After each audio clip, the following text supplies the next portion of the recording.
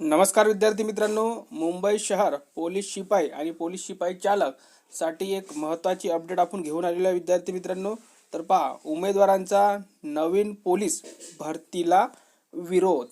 तर पहा विद्यार्थी मित्रांनो, पोलीस भरतीला विरोध का होतोय, कशासाठी होतोय, संपूर्ण माहिती आपण बघणार आहोत. लोकमत वृत्तपत्रामध्ये छापून आलेली ही बातमी विद्यार्थी मित्रांनो, संपूर्ण आपण आढावा घेऊया.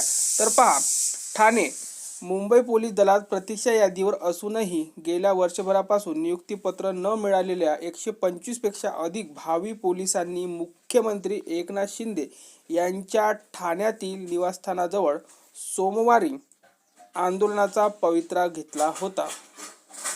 तर नवीन पोलीस भरतीला विरोध असलेल्या या आंदोलनापासून रोखण्यात आले. उमेदवारांना रोखण्यात आलेले विद्यार्थी मित्रांनो.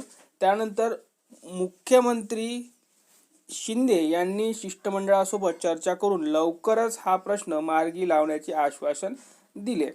जानेवारी 2023 मध्ये मुंबई पोलीस दलाच्या 8,070 म्हणजे चालक आणि पोलीस शिपाई ह्या दोन्ही मिळून जागांसाठी भरती प्रक्रिया घेण्यात आली. या भरती प्रक्रियेमध्ये 8,070 उमेदवारांची निवड झाली, तर 9,000 उमेदवार प्रतीक्षा यादीत आहेत.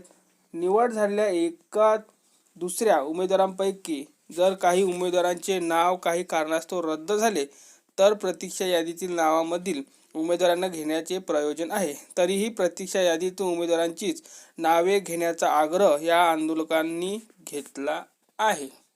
तर विद्यार्थी मित्रांनो, ही संपूर्ण बातमी आहे. विद्यार्थी मित्रांनो, तुम्हाला याबाबत काय वाटते कमेंट बॉक्समध्ये नक्की सांगा.